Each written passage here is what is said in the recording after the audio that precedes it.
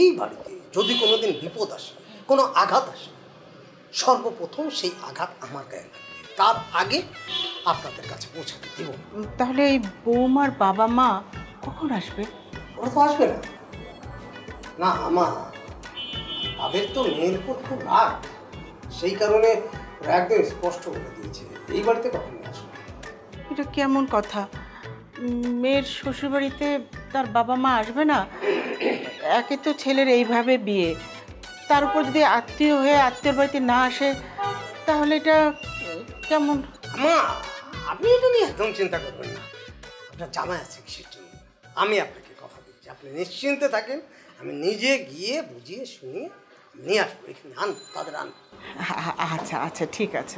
দেখেছো মা, এইসব দায় দায়িত্ব কিন্তু আমার জামাইয়ের পালন করার কথা ছিল না, কিন্তু সে নিজেকে এই বাড়ির জামাই ভুলে ছেলে ভেবে সব দায়িত্ব কত কষ্ট করে পালন করছে।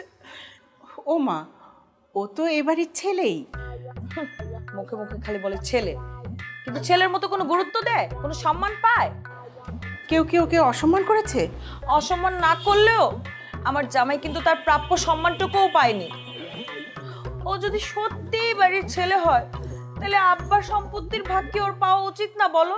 ওর তো পাওয়া উচিত বলে আমি মনে করি। আহা, ছি, এটা কি বলতেছো? আমাকে এই ধরনের কথা তোমার বলা উচিত? ছি ছি ছি ছি ছি। আপনি ওর কথা কিছু মনে করবেন না। দেখো, আমি এখানে যা কিছু করছি সেটা কোনো কিছু পাওয়ার আশায় না, এটা অন্তত তুমি ভালোভাবে জানো। আমি এ বাড়ির ছেলের মতো কাজ করছি, করেই যাব। এরপরে তারা যদি কিছু মনে করে দেবে দেবে, না দিলে নাই। এটা নিয়ে তো আমি কোনোদিন মানে এর আশায় তো আর কাজ করবো না। দেখো মা, শুধু মুখে বললে তো হবে না, কাজেও প্রমাণ করতে হবে।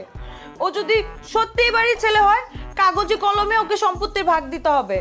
দেখ মা, এই বিষয় সম্পত্তির ব্যাপারগুলো তো আমি দেখি না, তোর বাবা দেখে, তাই না? তুই দরকার হলে তোর বাবার সাথে এগুলো নিয়ে আলাপ করিস। আশ্চর্য, সব ব্যাপারে যদি আমাকে আলাপ করতে হয় তাহলে তুমি কেন আছো মা? এগুলো কি তোমার দায়িত্বের মধ্যে পড়ে না? আচ্ছা আচ্ছা ঠিক আছে, বিষয় সম্পত্তি ভাগাভাগি কি এখনই হয়ে যাচ্ছে? এখনই এগুলি বলতে হবে? যখন হবে তখন আমি বলবো, এখনো এত অস্থির হওয়ার কি আছে? ঠিক আছে, আমি অস্থির হব না, মনে করে বইলো কিন্তু। আশ্চর্য, আমার আপনি কিছু মনে করবেন না।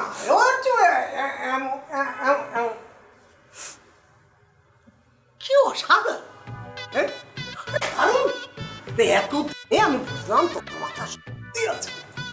এমনি তো বোঝা যায় না, মনে হচ্ছে গরম গরম ঠান্ডা মাথায় কি সুন্দর ব্যাপারটা ঘটে। আমি কি করলাম?